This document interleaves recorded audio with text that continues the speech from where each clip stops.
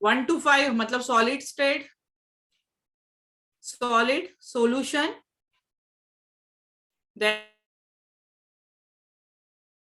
then electrochemistry, chemical kinetics and surface chemistry. Suraj, okay तो आज क्या करना है, रिवीजन करना है कि चैप्टर हमारा स्टार्ट करना है, कि क्वेश्चन दे दूं आज? क्वेश्चन करें 1 to 5 चैप्टर के? Yes, okay okay. अच्छा, सबकी एग्जाम है क्या? सबकी एग्जाम है, ओके इसलिए क्योंकि मोस्ट ऑफ द आंसर आ रहे हैं, मतलब सबकी एग्जाम लग रही है मुझे। चलो ठीक है, क्वेश्चन करते हैं सॉलिड स्टेट से लेके सरफेस केमिस्ट्री। पहला चैप्टर कौन सा करें? पहला चैप्टर कोई रिवाइज करना है, मतलब क्वेश्चन कौन से चैप्टर के, ऐसा कोई है? ट्राई तो करेंगे कि पूरे चैप्टर हो जाए, बट अगर आपको कोई चैप्टर हार्ड लग रहा है, देखो सॉलिड स्टेट में क्या क्या करना है। सॉलिड स्टेट में न्यूमेरिकल्स इजी होते हैं, सॉलिड स्टेट में न्यूमेरिकल्स इजी होते हैं। न्यूमेरिकल्स पे ध्यान दो, डेंसिटी वाला फॉर्मूला यूज करो, रेडियस फॉर एससीसी, बीसीसी और एफसीसी के लिए याद रखो। बाकी डेंसिटी वाला फॉर्मूला यूज करते जाओ, आंसर निकल जाएगा। उसमें इंपॉर्टेंट है फ्रैंकल इफेक्ट एंड कौन सा दूसरा था नाम, Schottky effect. Schottky and Frenkel important है। N type semiconductor and P type semiconductor. अच्छा सूरज, तुझे कैसे पता है एक्टिवेशन एनर्जी वाला क्वेश्चन आने वाला है? तुझे कैसे पता है एक्टिवेशन एनर्जी वाला क्वेश्चन आने वाला है? तुम लोगों को क्या पेपर देख लिया क्या पहले? अच्छा मैम ने ही बोला, अच्छा मैम ने बोला एक्टिवेशन एनर्जी मतलब केमिकल काइनेटिक्स, वो formula Arrhenius equation, Arrhenius equation वाला, ठीक है वो भी कर लेते हैं। चलो तो पहले कौन सा चैप्टर करें? केमिकल काइनेटिक्स तो इजी है। केमिकल काइनेटिक्स में क्या क्या आ सकता है? First law, first order kinetics, zero order kinetics, differentiate between order and molecularity, differentiate between order and molecularity. उसके बाद डिफाइन करने के लिए rate of reaction and average rate of reaction and Arrhenius equation, that is enough. Pseudo first order reaction, इतने question कर लो, बाकी पूरे न्यूमेरिकल्स करने। अगर मैम ने बोला ही है एक्टिवेशन एनर्जी वाला तो वो न्यूमेरिकल्स अच्छे से कर ही लो, एक्टिवेशन एनर्जी वाला। हाँ सॉल्यूशन में, हाँ इलेक्ट्रोकेमिस्ट्री और सरफेस केमिस्ट्री का कर सकते हैं, वो थोड़ा सा है, इलेक्ट्रोकेमिस्ट्री का है थोड़ा सा। चलो तो इलेक्ट्रोकेमिस्ट्री करते हैं। 1 मिनट, क्वेश्चन निकाल ले तू।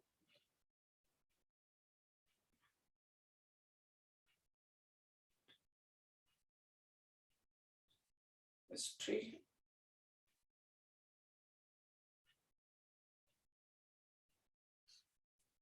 इलेक्ट्रो के सरफेस केमिस्ट्री भी इजी है, बट इलेक्ट्रोकेमिस्ट्री कर लेते पहले।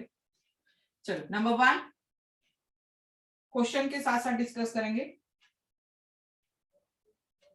What is mean bye, what is meant by limiting molar conductivity, limiting molar conductivity। Exam कब की है? केमिस्ट्री का पेपर कब है? अच्छा कल ही है, कल ही है, ठीक है मुझे लगा परसों है। What is mean by limiting molar conductivity? The molar इसका आंसर क्या रहेगा? What is mean by limiting molar conductivity? अभी limiting molar conductivity is nothing but the molar conductivity of a solution at infinite dilution. क्या रहेगा? The molar conductivity of solution at infinite dilution, at infinite dilution. The molar conductivity of solution at infinite dilution is called as limiting molar conductivity। और इसी को represent कैसे करोगे? Lambda M से। इसी को हमने नाम दिया था मोलार कंडक्टिविटी, वही है इनफाइनाइट डाइल्यूशन में।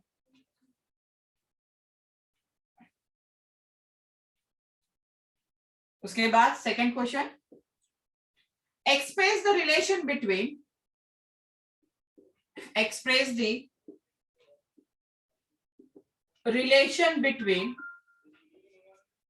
conductivity and molar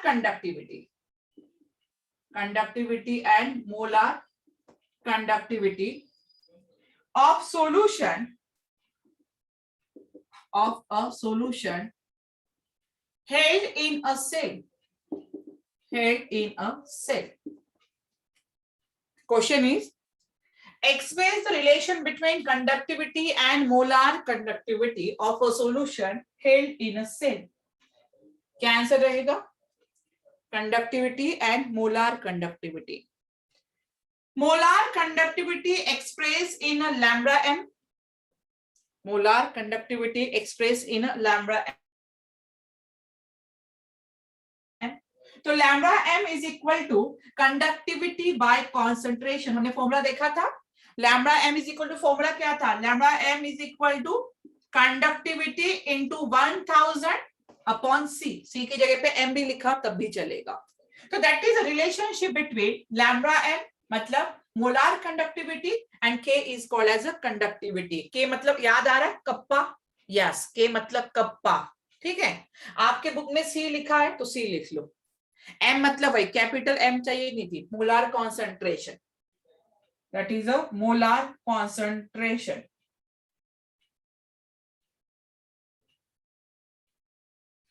third question, what is the effect of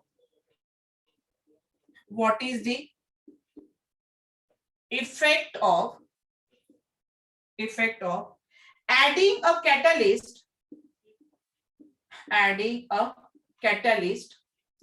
on, first activation energy EA, activation energy represented by EA, and second B, gives energy of a reaction, gives energy delta G, gives energy of a reaction. Given the answer, what is the effect of adding a catalyst on activation energy or gives free energy?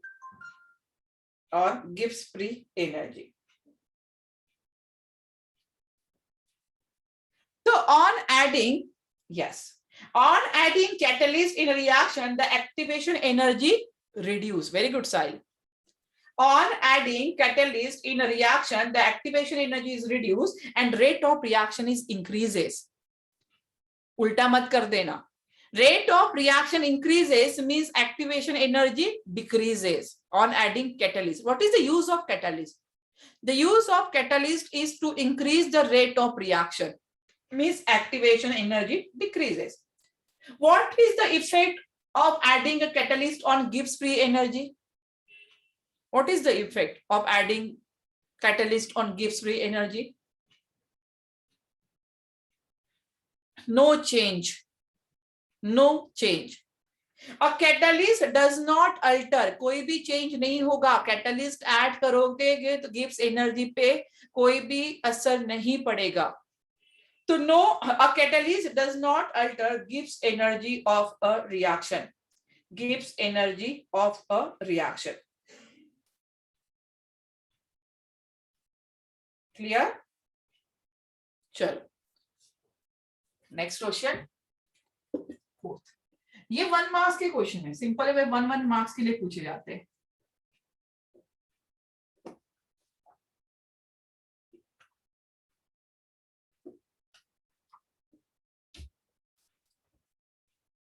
Next, ये 2 marks के लिए question है. देखो, 2 half cell reaction of a electrochemical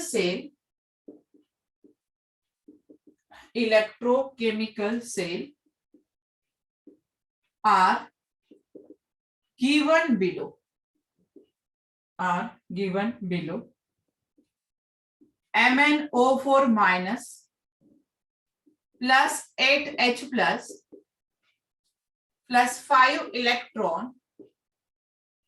It gives Mn2 plus 4H2O. 4H2O. Here E naught is equal to plus 1.51 volt. Sn2 plus, it gives 4Sn4 plus 2 electron, and E naught for this reaction is plus 0.15 volt. Construct the redox equation. Construct the redox equation from the two half cell reaction. Half cell reaction, and predict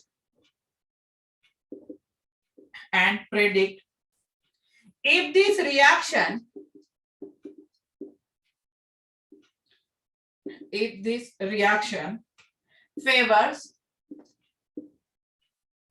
favors formation of reactants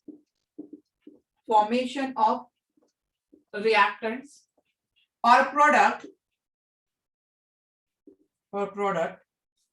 shown in the equation.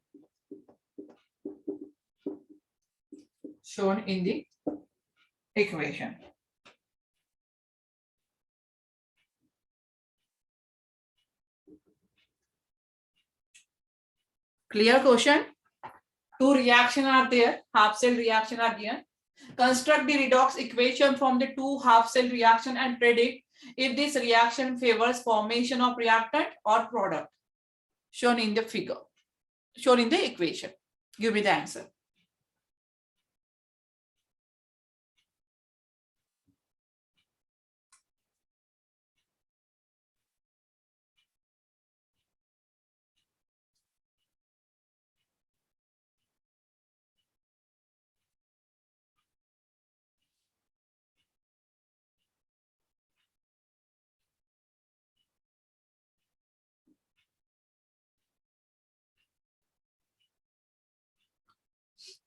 कैसे solve करोगे?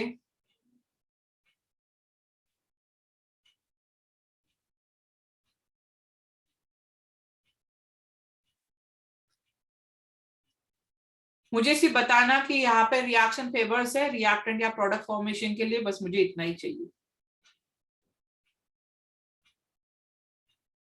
आपको पता है negative positive, delta जी अगर negative आता है तो that is a favours feasibility of reaction. E naught positive आएगा तो फिजिबिलिटी ऑफ रिएक्शन, फिजिबल है रिएक्शन, हो सकता है प्रोडक्ट फॉर्म। पढ़े हैं ना हम लोग ये चीजें?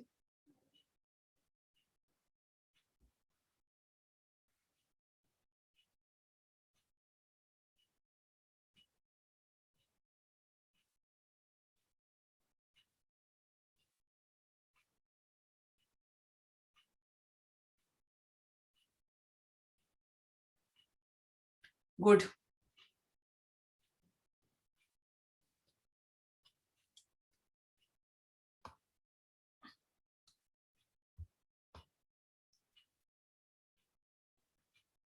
गुड संकेत। बाकी लोग आंसर बताओगे कि फेवर है मैंने है कि नहीं है? पहले इक्वेशन बना लो। रिडॉक्स रिएक्शन लिखनी है आपको, दो हाफ सेल रिएक्शन दी है। सेल रिप्रेजेंटेशन सेल रिएक्शन कैसे लिखना है ये हमने देखा था।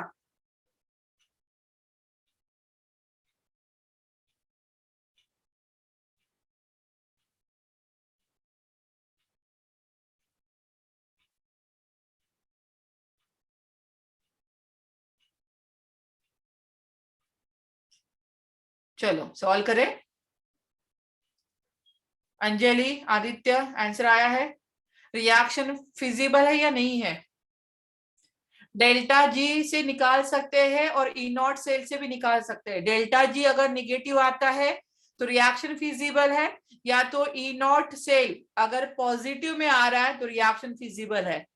तो यहाँ पे तो आप ई नॉट सेल निकाल सकते हो। ई नॉट सेल से ही बता दो मुझे रिएक्शन फिजिबल है या नहीं है, मतलब प्रोडक्ट फेवर्ड में है प्रोडक्ट फॉर्मेशन की, नहीं है।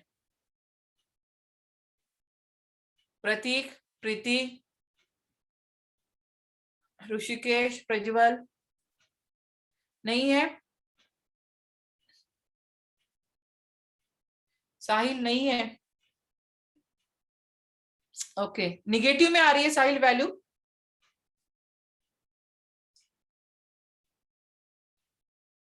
साहिल वैल्यू निगेटिव में आ रही है। अच्छा, ई नॉट निगेटिव में आ रहा है। ओके, 1.0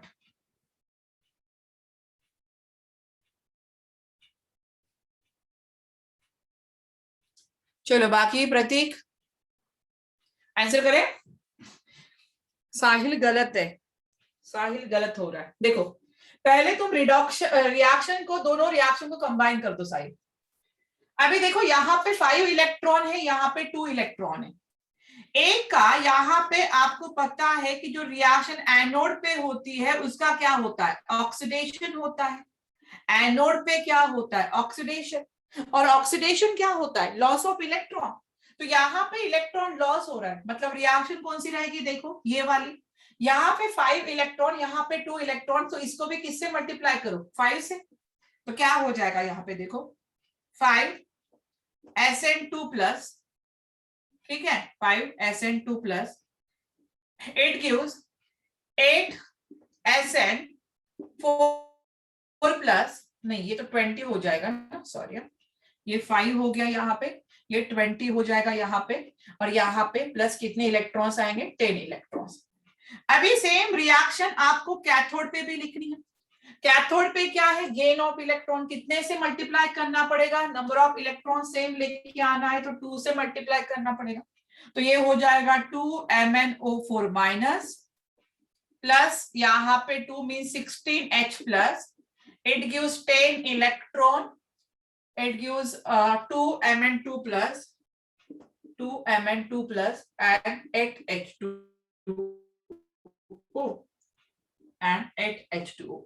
10 इलेक्ट्रॉन यहां से 10 इलेक्ट्रॉन के साथ कैंसिल हो जाएगा। गुड प्रीति, 10 इलेक्ट्रॉन के साथ क्या हो रहा है, कैंसिल हो रहा है। मुझे लगता है यहाँ पे कुछ नहीं चाहिए था, यहाँ पे नहीं चाहिए, 4 नहीं चाहिए, गलत हो रहा था, ठीक है। यहाँ पे 5, यहाँ पे भी 5, क्योंकि ऐसे नहीं हो रहे। तो यहाँ पे रिएक्शन कैसे होगी, देखो रिएक्शन क्या आ रही है यहाँ पे, पहले आ जाएगा यहाँ पे 5SN2+, 2MnO4- 16H+, सही है।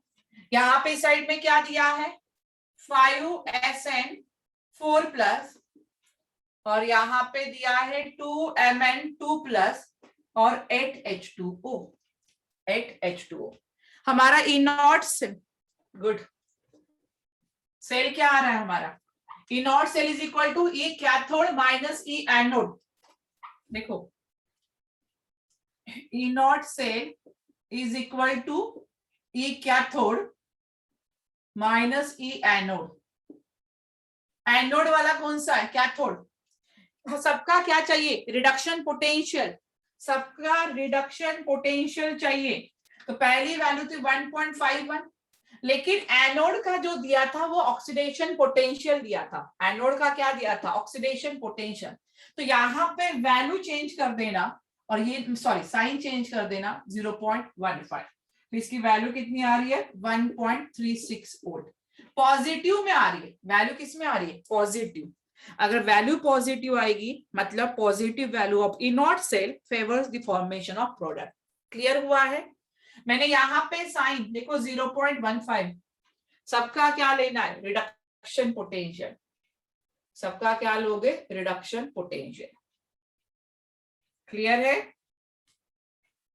वैल्यू क्या आ रही है? पॉजिटिव में। चलो आगे बढ़ते हैं। अब समझ में आया ना? अगर डेल्टा जी निगेटिव में आता तब भी रिएक्शन फेवर्स में होती। अगर डेल्टा जी दिया जाता आपको निकालने के लिए, E naught positive, delta G negative, आपको पता है -NF ई नॉट सेल वाला इक्वेशन।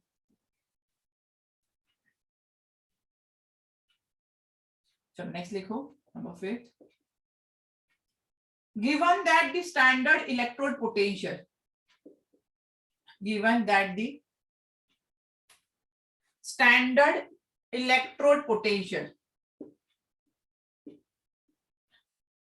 standard electrode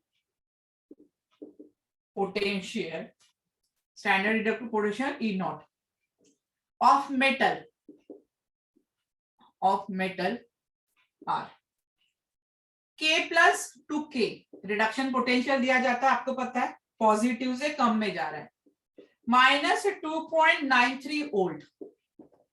उसके बाद Ag plus 2Ag, Ag plus 2Ag is equal to 0.80 volt, Cu2 plus 2Cu is equal to 0.34 volt,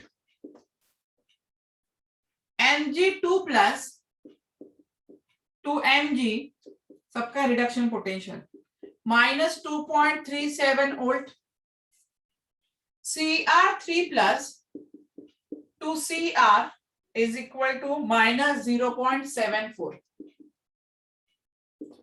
Fe2 plus 2Fe is equal to -0.44 volt.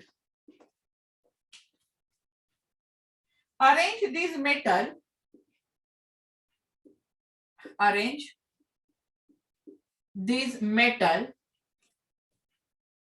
in increasing order of their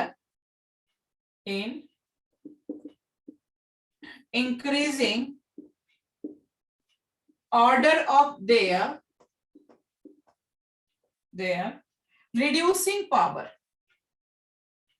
last topic जो हमने पढ़ा था,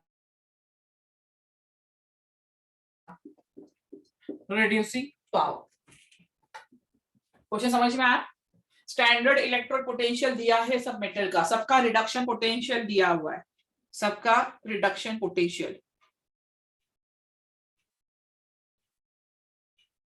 reducing power पूछा है, क्या पूछा है? Reducing power.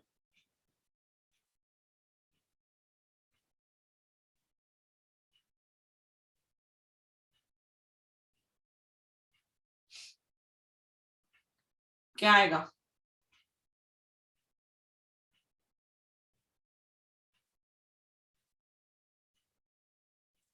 कुछ याद आ रहा है? रिड्यूसिंग पावर, ऑक्सीडाइजिंग पावर,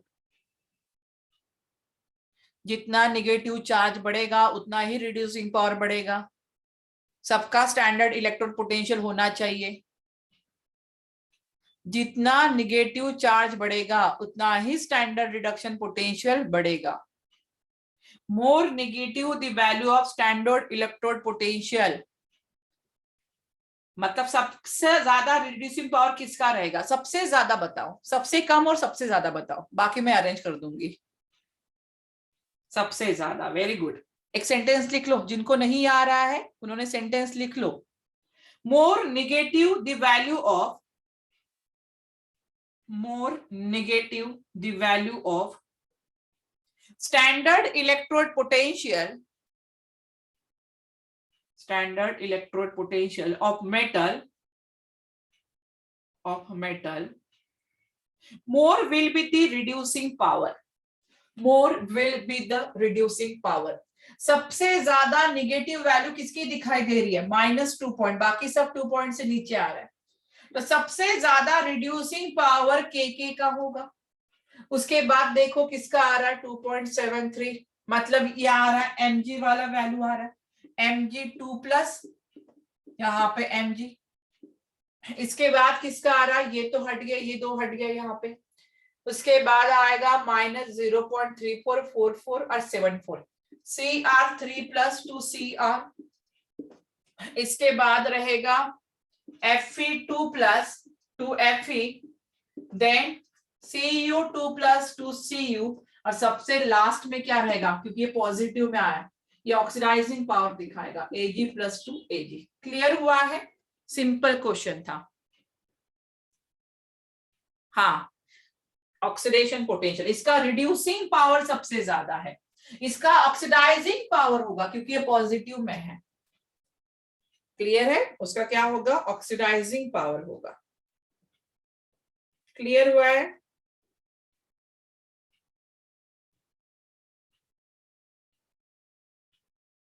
चलो नेक्स्ट।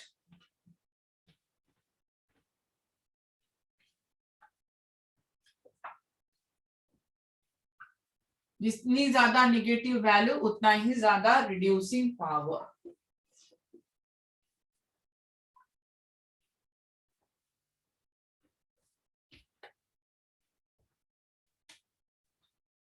नेक्स्ट है 6, the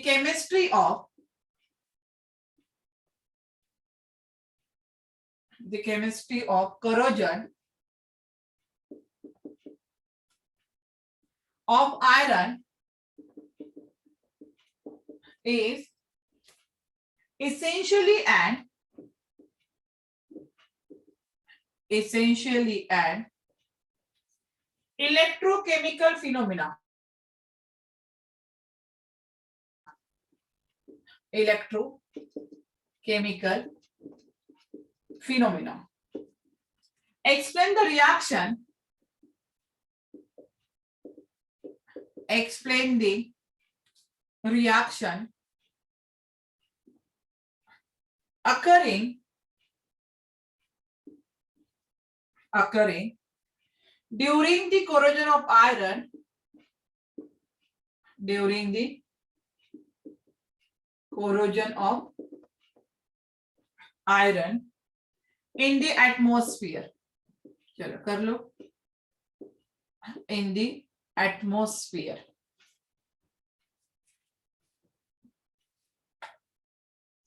The mechanism of corrosion of iron is explained on the basis of electrochemical theory by taking the example of rusting of iron. इसका example ले रहे थे, rusting of iron.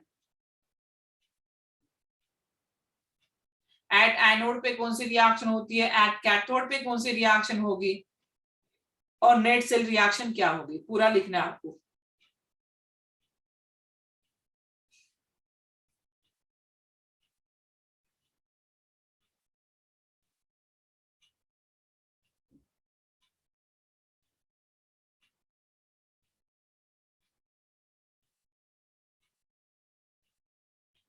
चलो करें, explain करें।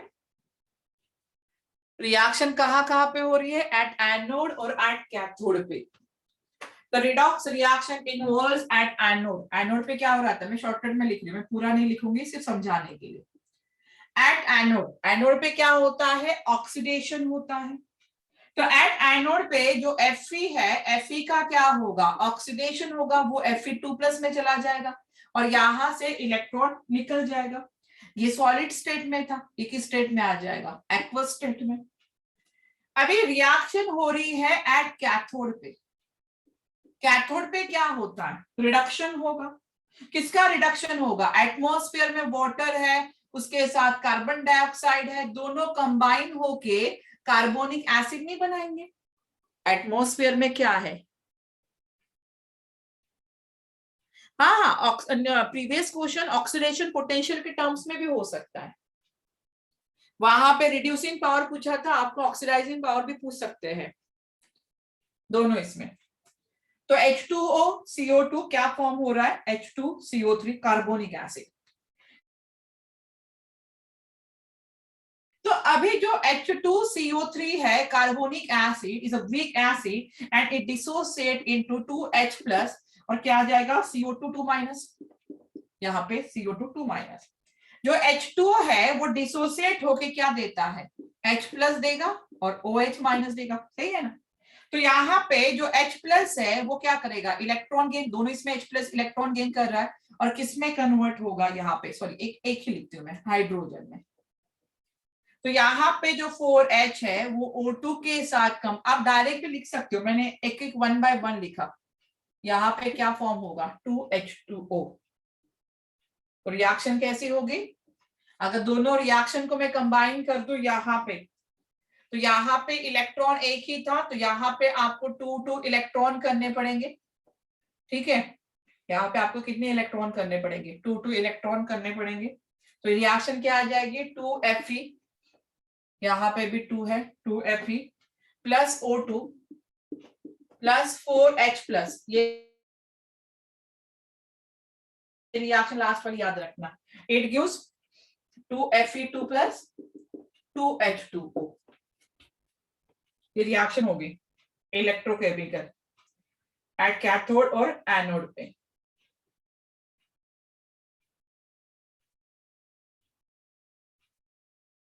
चलो हो गया, लिख लिया।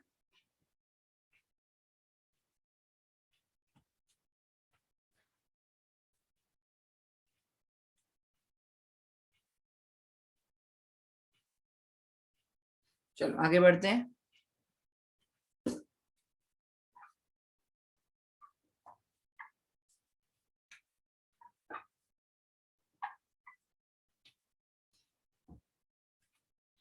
Number 7. Determine the value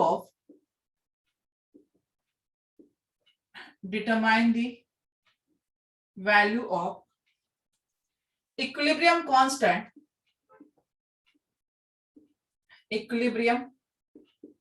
constant Kc and delta G naught for the following reaction.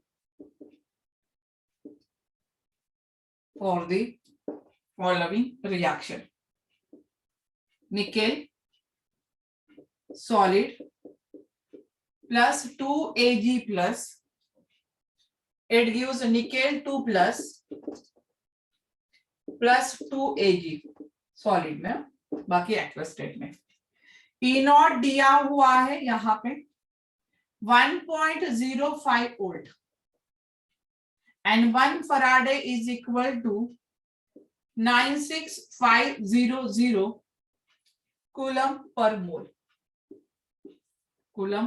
मोल। आपको पता है ना ये तो 1 Faraday is equal to how many coulomb 96500। चलो आप लोग पहले सॉल्व करो, क्योंकि हर अगर मैं सॉल्व करते बैठूंगी तो आपकी प्रैक्टिस नहीं होगी। चलो आप सॉल्व करो, आंसर निकालो, जिनको नहीं समझ में आएगा उनको मैं समझा के दूंगी।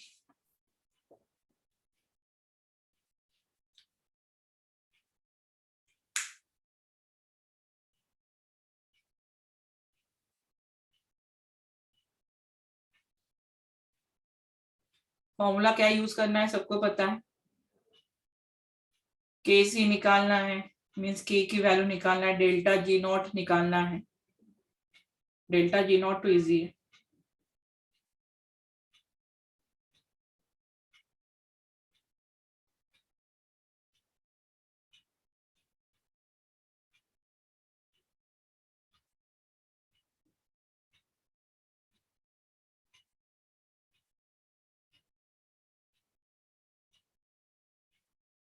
चलो जल्दी जल्दी करो, मतलब क्वेश्चन ज्यादा से ज्यादा होने चाहिए हमारे।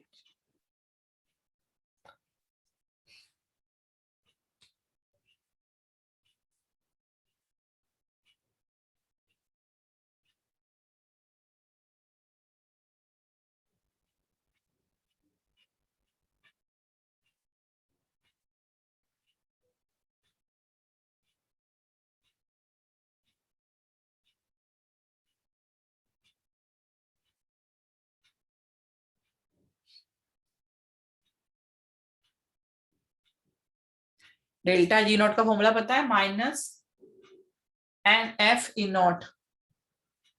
एन की वैल्यू कितनी आएगी पता ही है आपको, एफ की वैल्यू दी है, ई नॉट भी पता है।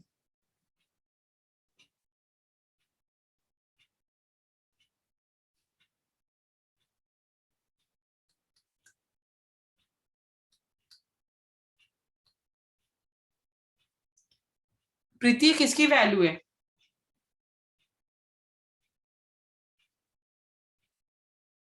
अच्छा किलो जूल में, ओके ओके, डेल्टा जी सही है, सही है।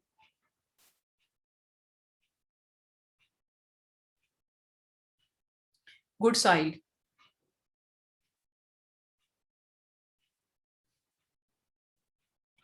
गुड संकेत।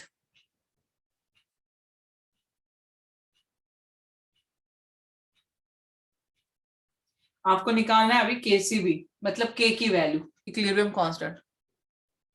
मैंने टेम्परेचर नहीं दिया, तो टेम्परेचर कौन सा होगा? ओके, 298 ले लो। स्टैंडर्ड कंडीशन है तो मैं साइल टेम्परेचर क्यों दूं? स्टैंडर्ड टेम्परेचर है, डेल्टा जी नॉट है, तो टेम्परेचर तो नहीं दिया जाएगा आपको। ओके ठीक है।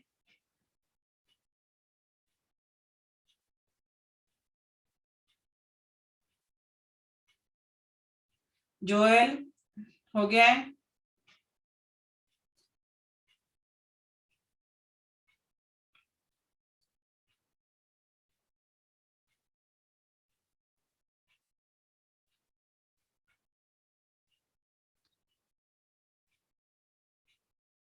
एंटी लॉग आया होगा ना ये तो, ये एंटी लॉग आया होगा, लॉग थोड़ी आया होगा। हाँ एंटी लॉग ऑफ, सही है, गुड।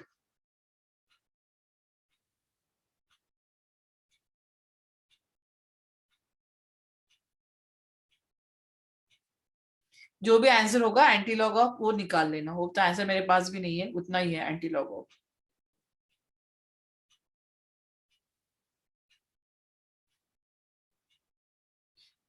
क्योंकि हमें ये वैल्यू जूल्स में चाहिए। क्यों जूल्स में चाहिए?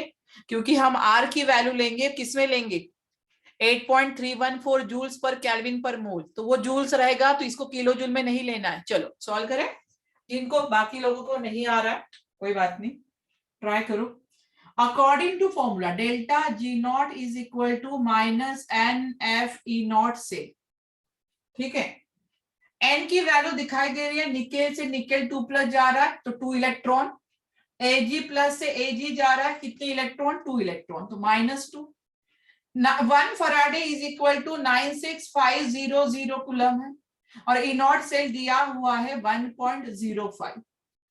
तो यहाँ पे जो आपकी वैल्यू आ रही है वो अराउंड आ रही है -202, माइनस में आएगी 202,650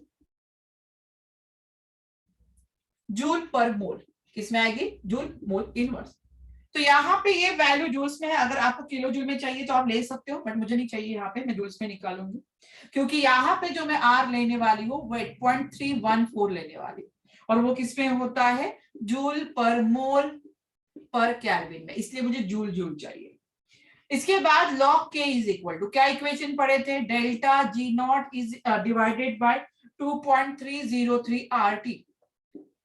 अभी आप बोलोगे टेम्परेचर नहीं दिया है, बट डेल्टा जी नॉट दिया है, स्टैंडर्ड कंडीशन। और स्टैंडर्ड कंडीशन में कितना होता है प्रीति? इतना ज्यादा, 10⁻⁴ ज्यादा नहीं आ रहा है?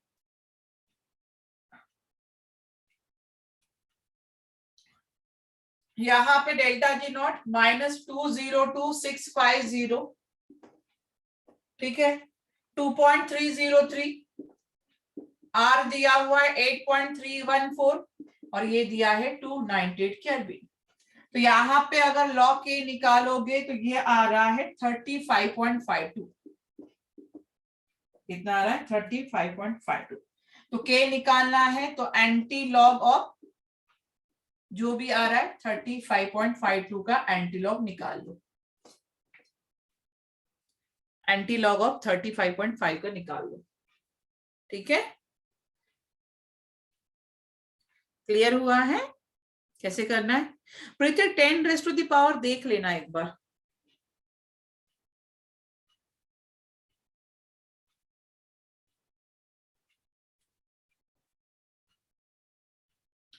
चलो क्लियर हुआ यहां तक? चलो नेक्स्ट लिखो।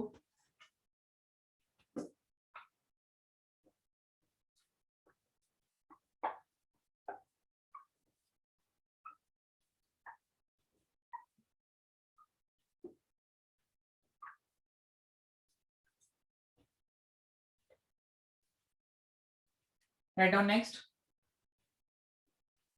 जो भी नंबर होगा। the molar conductivity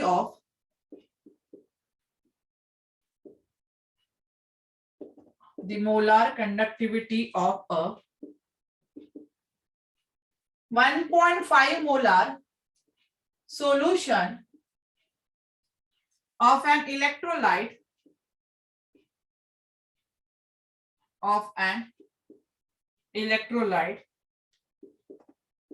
is found to be 138.9 Siemens centimeter square mole inverse. Calculate the conductivity of the solution. Calculate the conductivity of this solution. तब तक मैं नंबर 10 भी लिख के रखती हूँ क्योंकि इजी है क्वेश्चन है, ये तो बहुत इजी क्वेश्चन है, आप निकाल सकते हो. A zinc rod is dipped in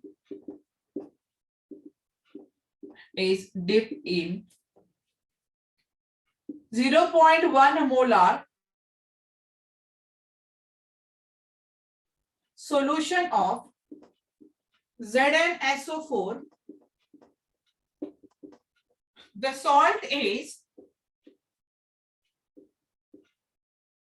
95% dissociated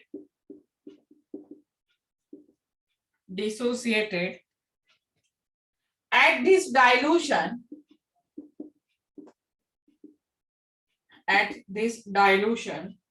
at 298 Kelvin. Calculate the electrode potential. Calculate the electrode potential. Given में है E naught Zn2 plus by Zn is equal to minus 0.76 volt.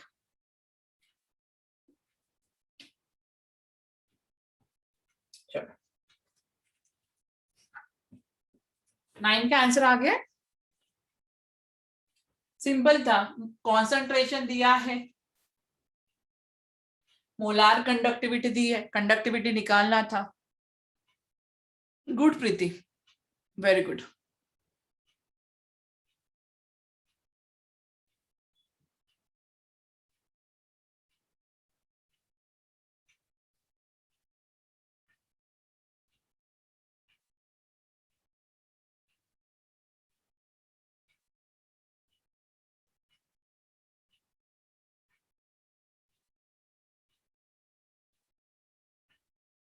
चलो बाकी लोग भी आंसर करना है.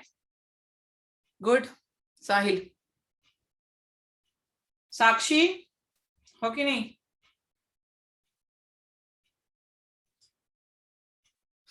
और जल्दी जल्दी. अभी सरफेस केमिस्ट्री करना है कि सरफेस केमिस्ट्री कर लोगे आप लोग? क्योंकि सरफेस केमिस्ट्री में थ्योरी पार्ट ही दिया है ज्यादा, कि करना है रिवाइज.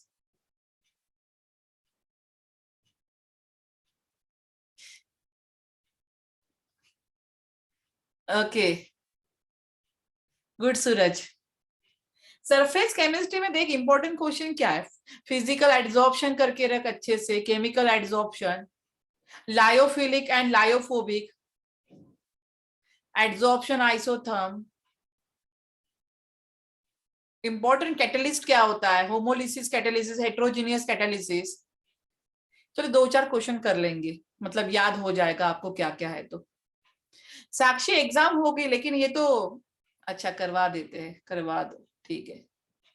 अच्छा साक्षी रिजल्ट भी लग गया. कितने मार्क्स मिले केमिस्ट्री में साक्षी?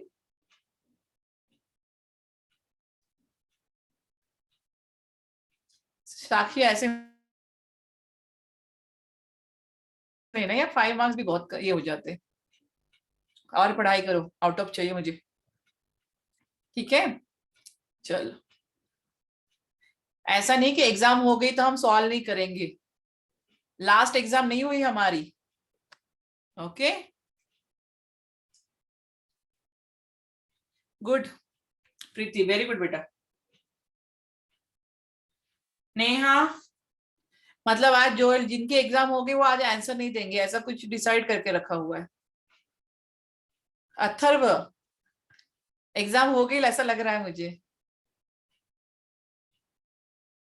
जियोलाइट वाला कौन सा बोल रहे हो? ये टेक्निक्स वाली बात कर रहे हो? क्वेश्चन करते, क्वेश्चन के थ्रू। वही तो साक्षी, भूलना नहीं है। चलो ये 2 क्वेश्चन कर लेते हैं, उसके बाद हम सरफेस केमिस्ट्री के क्वेश्चन करते हैं, ठीक है? क्वेश्चन के थ्रू समझाती हूँ मैं टेक्निक्स, क्योंकि एक एक समझाते जाएंगे सबके, तो वो टेक्निक्स तो आज होंगी नहीं हमारी। चलो जल्दी से आंसर करो इसका। मोलार कंडक्टिविटी का फॉर्मूला क्या है? Lambda m is equal to conductivity into 1000/c। तो हमें कंडक्टिविटी चाहिए, तो conductivity is equal to lambda m by c divided by 1000। Lambda m कितना दिया है? 138.9, कॉन्सेंट्रेशन 1.5 मोलार इंटू 1000 तो 0.2। आंसर कितना आ रहा है? 0.2 आ रहा है, 0.2। चलो, zinc rod is dip in 0.1 molar solution of ZnSO4। Salt is 95% dissociate. कितना परसेंट है? 95% डिसोसिएट एट दिस डाइल्यूशन। तो using which equation? Using Nernst equation. किसी को डाउट आ रहा है, नहीं समझ में आ रहा है तो पूछना, क्योंकि मैं थोड़ा फास्ट जा रही हूं। तो using Nernst equation, Nernst equation क्या था? E cell is equal to E naught cell minus 0.0591 divided by n log to the base 10 product upon reactant। तो प्रोडक्ट तो सॉलिड आएगा। अच्छा, 95 वाट्स में डाउट है। 95%, 100 में से 95%, और वो कितना दिया है? 0.1 हो जाएगा ना। Zn2 प्लस कितना है? 0.1। चलो ठीक है, सॉल्व करते हैं। इक्वेशन क्या लिखोगे? Zn2 प्लस से रिडक्शन पोटेंशियल, तो ये Zn हो जाएगा। अभी यहाँ पे नर्स्ट इक्वेशन अप्लाई करना है, तो Zn2 प्लस का कॉन्सेंट्रेशन कितना रहेगा मुझे बताओ? सॉल्ट इज 95% डिसोसिएट, 100 में से 95 डिसोसिएट हुआ। पहला कॉन्सेंट्रेशन कितना था? 0.1। तो इसका आंसर निकाल लो। आंसर कितना आएगा? 0.095। अभी इक्वेशन यूज कर लो, नर्स्ट इक्वेशन। ठीक है नितिन, समझ में आया? 0.1 का 95%, तो 100 में से 95% टोटल कितना था? 0.1। तो आंसर कितना आ रहा है? -0.79 वोल्ट। हो गया ना? 0.79।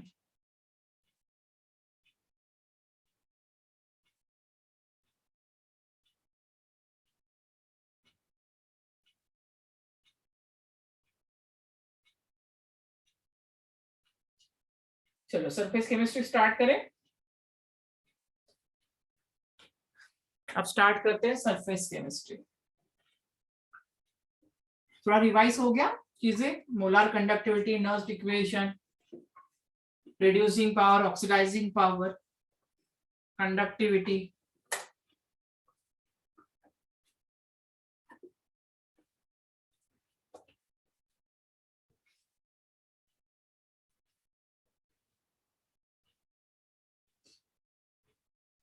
चलो नेक्स्ट लिखो, question number 1, surface chemistry.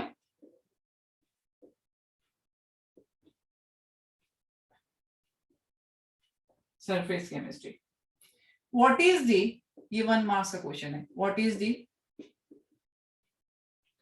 Coagulation process? Coagulation process, चलो याद करते जाओ, तब तक मैं बताती हूँ आपको। Define the term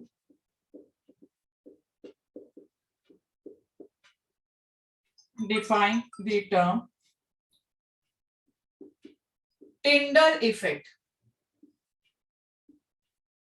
Tyndall effect।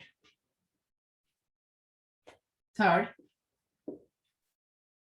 what is an emulsion?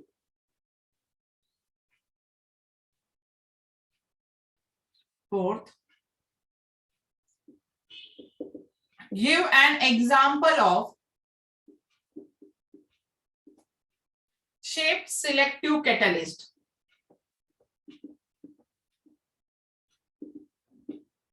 जो भी इंपॉर्टेंट क्वेश्चन है मैं वही दे रही हूँ, ये 1 मार्क्स के लिए सब क्वेश्चन रहेंगे. Fifth, define electrophoresis.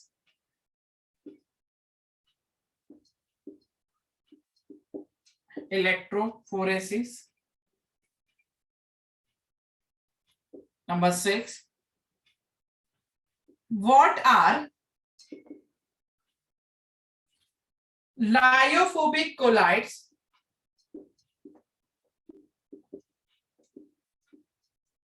Lyophobic colloids. Give one example. Give one example. Number 7, define peptidation. Number 8,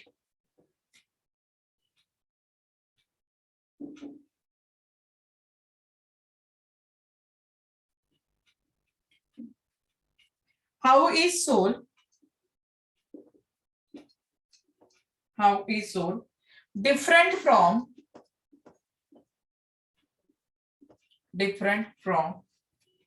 an emulsion?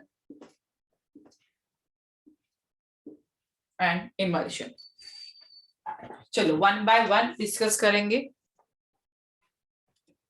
पहले आप देख लो, खुद सोचो थोड़ा सा, उसके बाद मैं बताती हूँ.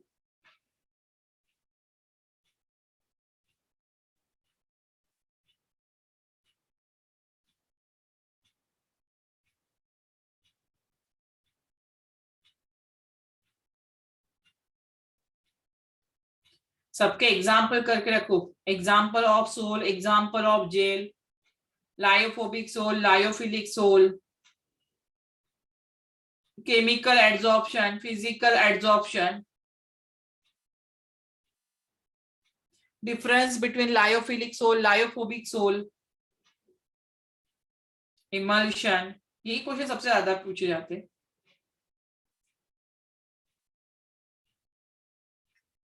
चलो स्टार्ट करें. याद आ रहा है कुछ? Define the terms. Sorry, what is the coagulation process? First वाला, what is the coagulation process? The process of settling of colloidal particle. colloidal particle का जो सेट होना होता है, that is called as a coagulate करना. coagulate, precipitate form होना. The process of settling of colloidal particles is called coagulation, and this is also called as, उसी को क्या कहते हैं? coagulation is also called as, एक और नाम बताया था मैंने, अभी मैंने बातों बातों में बोल दिया. क्या था? coagulation is also called as, मैंने क्या कहा कि कोलाइडल पार्टिकल का सेट होना, प्रेसिपिटेट बनना. तो coagulation is nothing but precipitation. Coagulation is nothing but precipitation reaction. The process of settling of colloidal particle is called coagulation or precipitation of the solution. Then next, define the term Tyndall effect. सबको Tyndall effect पता है कि when a beam of light is passed through a colloidal solution and view perpendicular to the path of incident light, the path of light become visible as a bright light, and this illuminated path is called as a Tyndall effect, and the phenomena is called as a Tyndall effect. Tyndall effect shown in only colloidal particle, not shown in a true solution, because in a true solution particle size is very small, so there is no visible path is shown. That's why Tyndall effect shown in a colloidal particle. Clear है Tyndall effect? Second, so third, what is an emulsion? What is an emulsion? क्या होता है emulsion? और example क्या रहेगा emulsion का? Fast emulsion नहीं पता, shortcut में बोलो ना emulsion क्या होता है?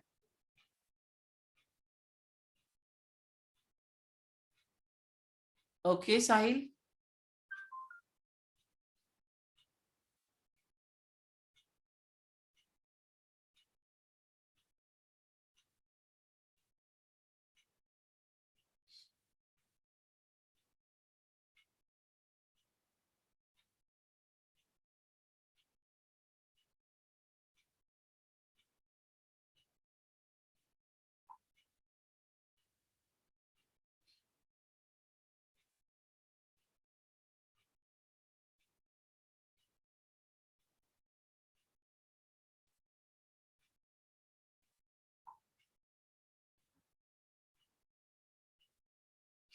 चलो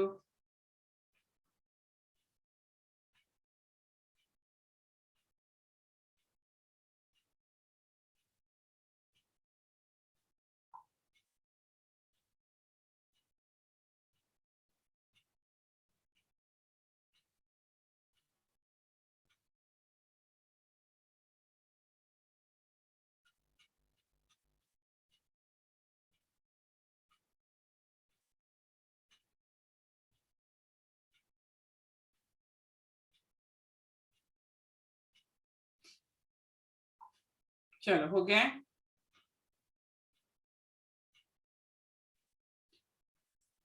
What is an emulsion? Emulsion is a,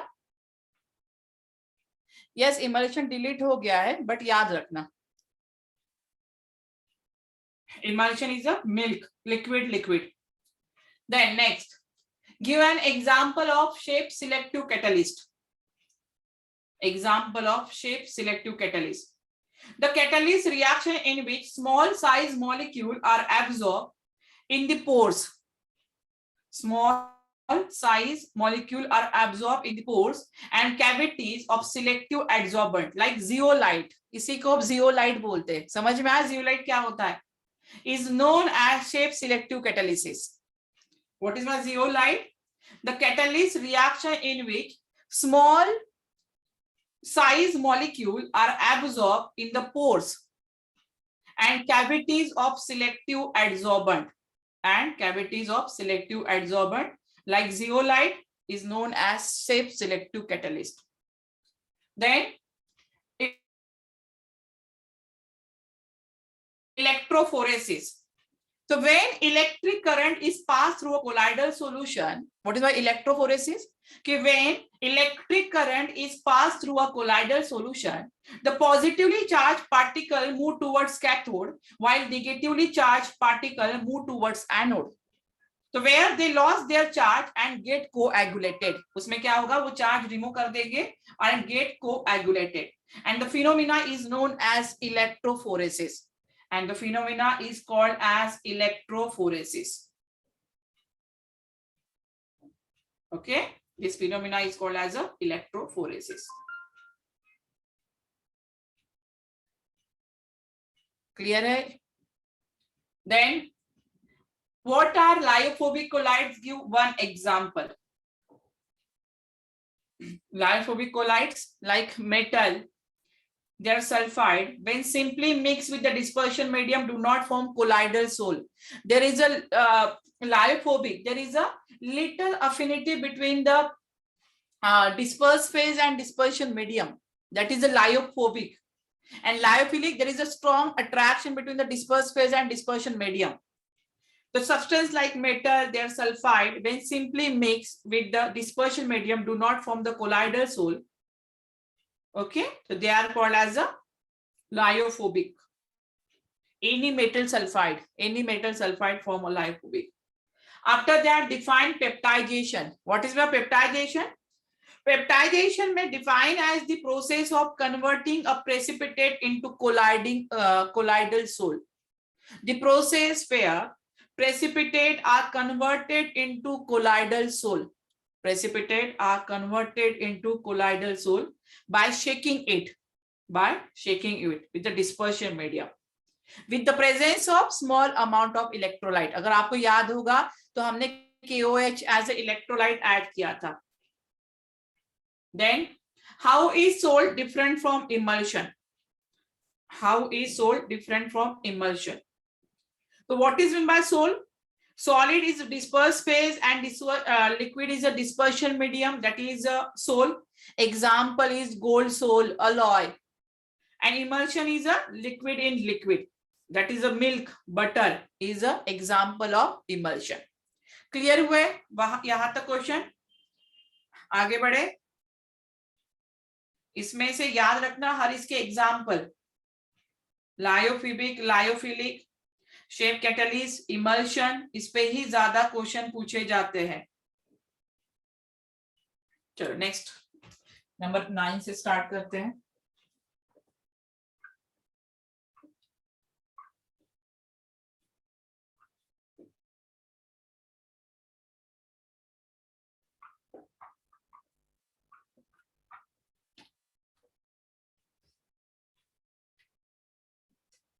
Number 9.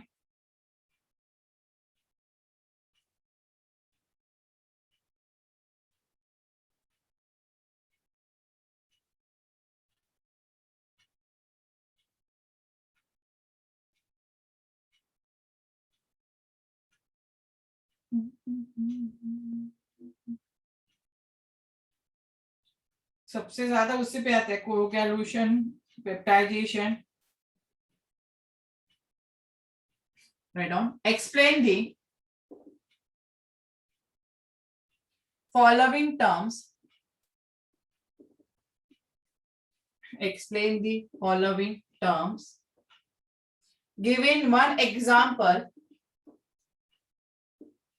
Giving one example for each. For each. First is missile and second one is aerosol.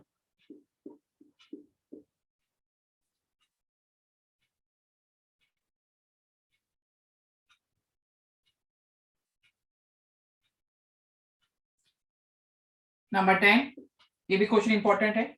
What is the difference between, लेकिन इमल्शन तो वैसे भी रहने दो, उसको नहीं करते. What is the difference between, what is the difference between multimolecular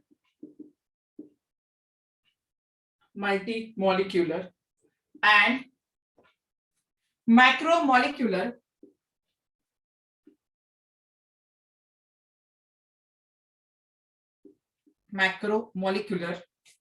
colloids? Give one example of each.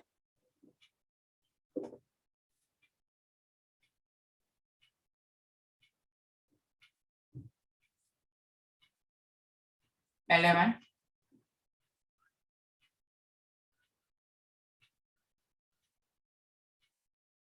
What is an, ये भी क्वेश्चन किसी ने पूछा था अभी. What is an adsorption isotherm? प्रतीक ने शायद पूछा था. What is an adsorption isotherm? Describe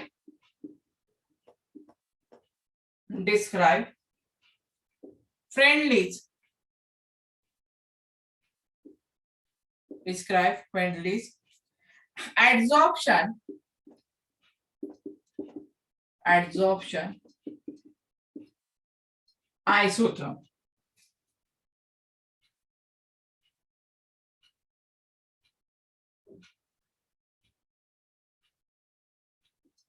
Number 12.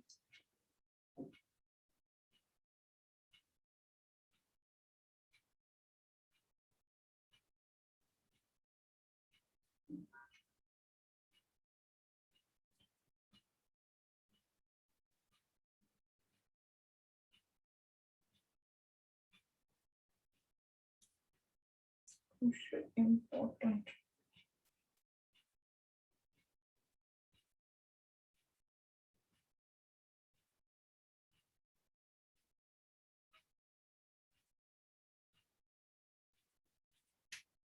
Explain what is observed when. देखो वो जो क्वेश्चन है physical adsorption is chemical adsorption, वो मैंने नहीं दिया है क्योंकि बहुत ही बेसिक क्वेश्चन है, सबको आता है उसकी प्रॉपर्टीज, वो भी इंपॉर्टेंट है लेकिन an electric current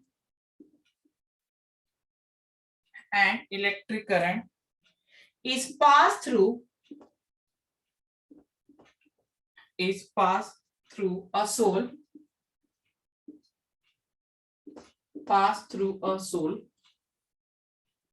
second, a beam of light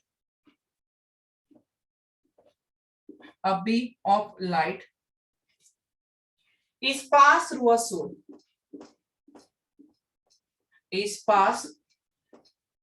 through a soul,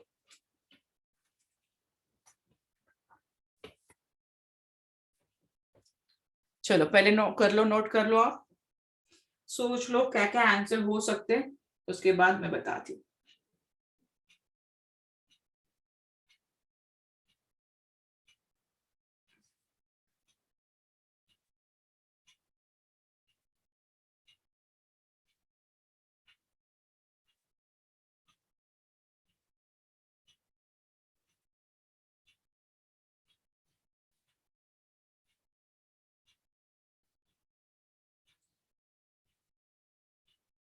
मल्टीमोलिक्यूलर, macromolecular, micelles formation, that is associate colloids, सब लिया था हमने।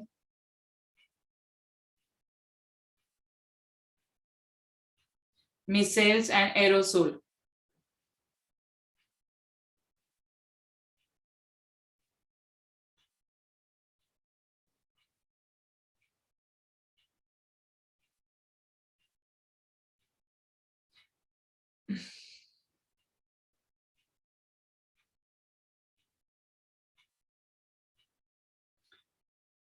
explain the following terms giving one example for each, that is a micelle.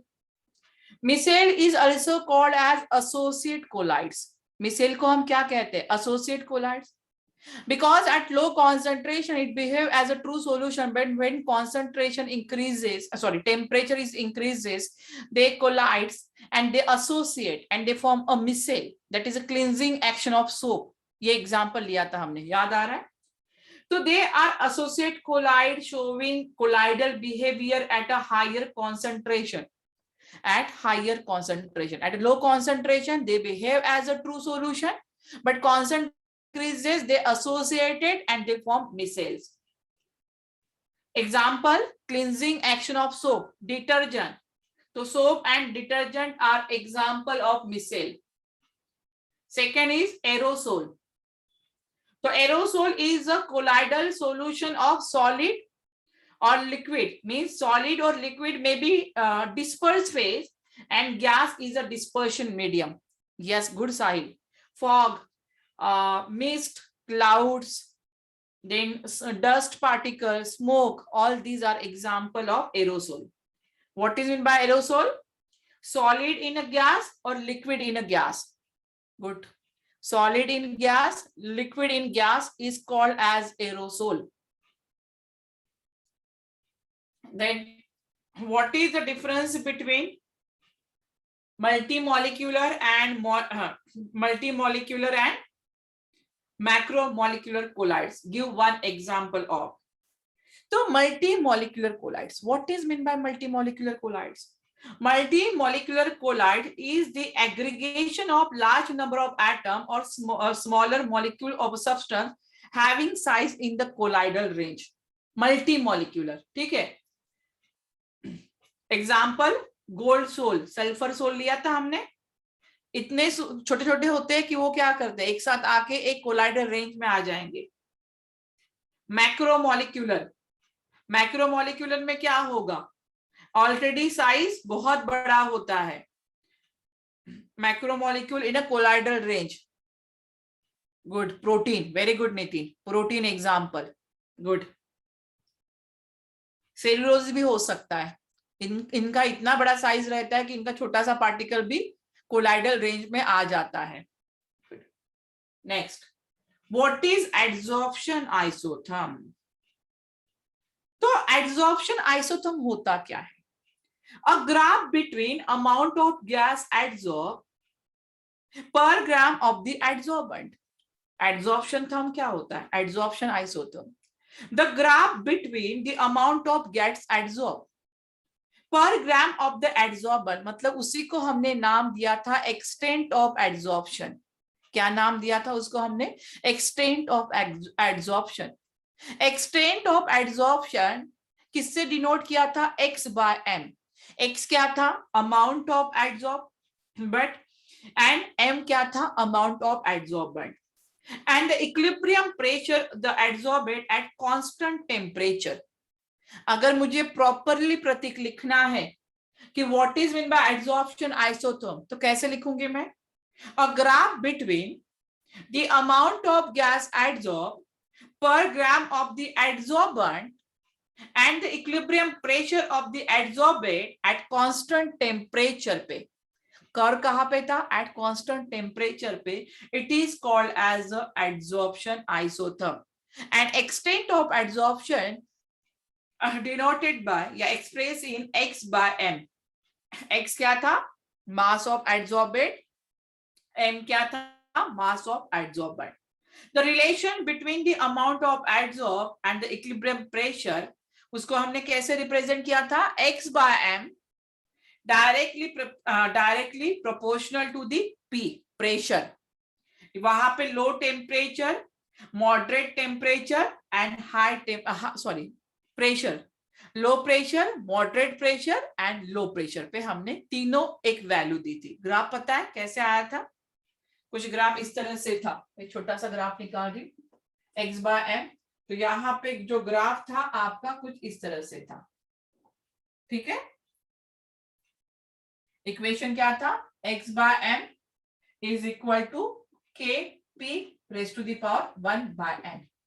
Prateek clear हुआ है? Good.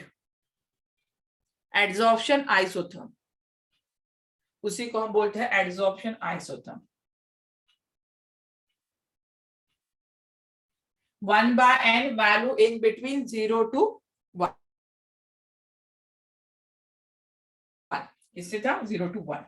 नहीं, explain what is observed when। explain what is observed when। क्या? an electric current pass through a soul। अभी electric current is pass through a sol, या colloidal solution भी हम बोल सकते हैं। तो positively charge particle move toward cathode, negatively charge particle move toward anode when they lose their charge and they are coagulated।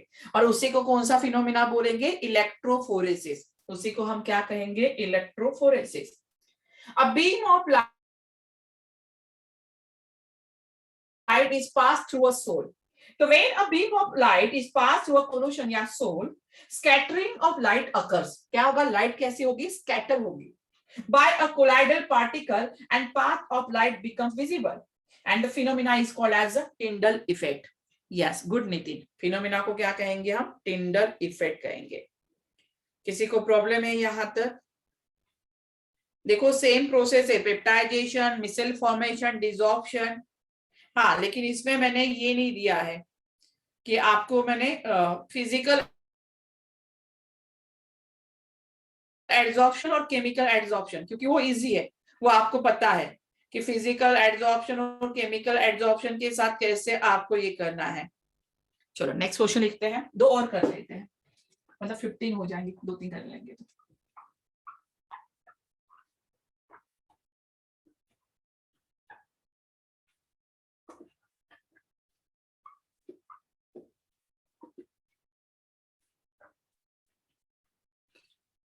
Side क्यों? No ma'am, बस 2 question कर लेते, 2 ज्यादा नहीं, छोटे छोटे कर लेते, तू क्या ध्यान दे बस।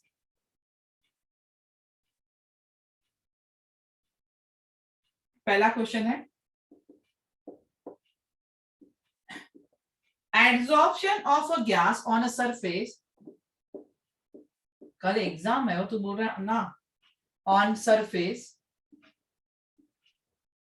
of solid is generally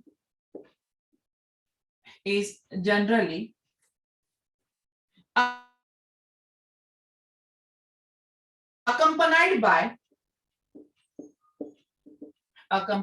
by a decrease in entropy,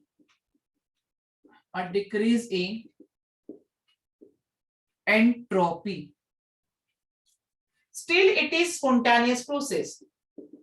Still it is a spontaneous process. Explain.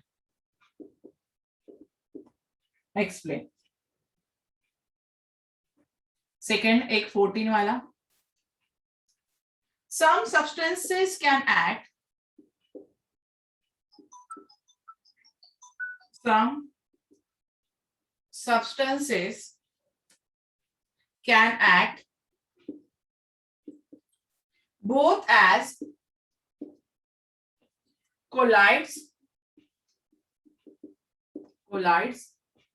and crystalloids.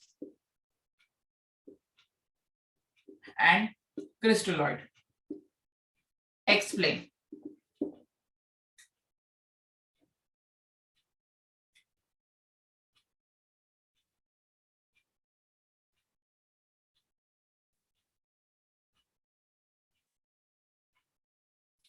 Sure.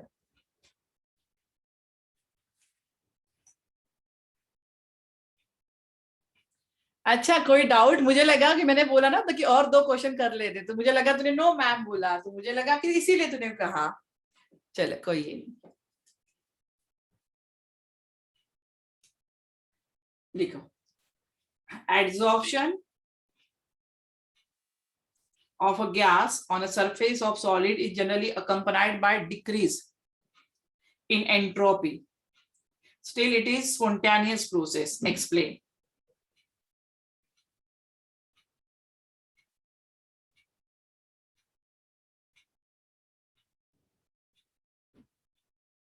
चलो सोच लो पहले, उसके बाद बताऊंगी.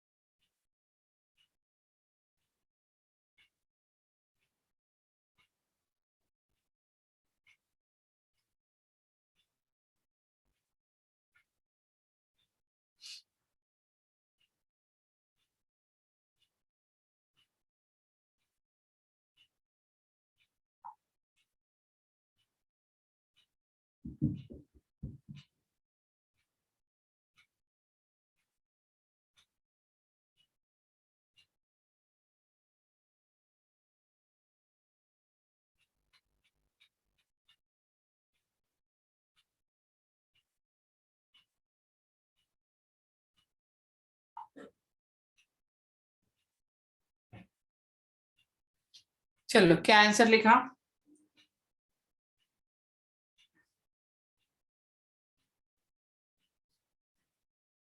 Adsorption of a gas on a surface of solid is generally accompanied by a decrease in entropy. Still it is a spontaneous process.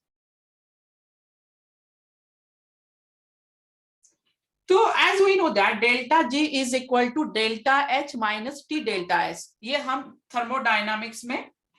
Thermodynamics में पढ़ चुके हैं. Delta G is equal to delta H minus T delta S for adsorption. तो delta H and delta S are negative. Exothermic process होगी तो delta H negative होगा. और जो यहाँ पे एड्सॉर्ब होता है तो एक एट रैंडम पोजीशन, एक रैंडम से एक ऑर्डर अरेंजमेंट में आ रहा है, तो डेल्टा एस भी क्या होगा? निगेटिव होगा. तो उसके वजह से डेल्टा जी क्या होता है? निगेटिव. और अभी डेल्टा एच भी निगेटिव है, डेल्टा जी भी निगेटिव है, डेल्टा एस निगेटिव है. तो देयरफॉर ये क्या हो जाएगा? यहाँ पे प्रोसेस स्पॉन्टेनियस है. ओके, एंट्रोपी डिक्रीज हो रही है तभी स्पॉन्टेनियस है. उसके बाद some substances can act both as a colloids and crystalloids. Explain. तो यहां पे मैं बोल सकती हूँ a crystalloid can be found to behave as a colloids under a different set of condition and vice versa. Means crystalloid colloids की तरह behave कर सकते हैं, colloids crystalloids की तरह भी बिहेव कर सकते हैं, तो इसी के लिए वाइस वर्सा यहाँ पे हम बोल सकते हैं. Okay, different set of condition. Clear है यहां तक? यस साहिल, अथर्व, प्रीति, अच्छे से पेपर सॉल्व करना है. देखो सॉल्यूशन चैप्टर में 4 कॉलिगेटिव प्रॉपर्टी अच्छे से करके जाना. उसमें से osmotic pressure, osmosis, osmotic pressure, ये अच्छे से करके जाओ. देन उसमें से आपको चारों की चारों कॉलिगेटिव प्रॉपर्टीज और उसके न्यूमेरिकल्स अच्छे से करके जाना है. सॉलिड स्टेट में मैंने पहले ही बता दिया. केमिकल काइनेटिक्स में एक्टिवेशन एनर्जी वाला जो मैम ने आपको बोला है वो तो करके ही जाओगे आप लोग, बोलने की जरूरत है ही नहीं. फिर बचा क्या है? अगर डेरिवेशन आया तो first order reaction, zero order reaction, half life period. Half life period दोनों का करना है, जीरो ऑर्डर का भी करना है एंड फर्स्ट ऑर्डर का भी करना है. One more important question is there, order and molecularity. What is the difference between order and molecularity? ये क्वेश्चन बहुत इंपॉर्टेंट क्वेश्चन है, बहुत बार पूछा जाता है. डिफरेंस नहीं पूछा गया तो explain the properties of order and molecularity जरूर पूछा जाएगा. उसके बाद rate, average rate of reaction and instantaneous rate of reaction भी इंपॉर्टेंट है. और अहेनियस इक्वेशन तो है ही भाई, वो तो इंपॉर्टेंट है, उसके न्यूमेरिकल्स भी इंपॉर्टेंट है. बाकी क्या करना है आपको? एक जीरो ऑर्डर का इक्वेशन ले लो, उसके न्यूमेरिकल्स, और फर्स्ट ऑर्डर का इक्वेशन ले लो, उसके न्यूमेरिकल्स. हाँ वो एक और है टेम्परेचर और कैटालिसिस वाला. रिड्यूस पोर्शन तो करना ही नहीं है आपको, उसको तो छोड़ देना है. ठीक है, तो इतना कर लेना और अच्छे से पेपर सॉल्व करना कि अच्छे मार्क मिल पाए. ठीक है, चलो बेस्ट ऑफ लक कल के एग्जाम के लिए. कल जब आओगे तो ईथर स्टार्ट कर देंगे. ठीक है, चलो bye, best of luck all of you. चलो बाय बाय. चलो बाय साक्षी. साक्षी तुम्हें तो कोई जरूरत ही नहीं है, तुम्हारा तो हो गया ऑलरेडी. चलो बाय बाय.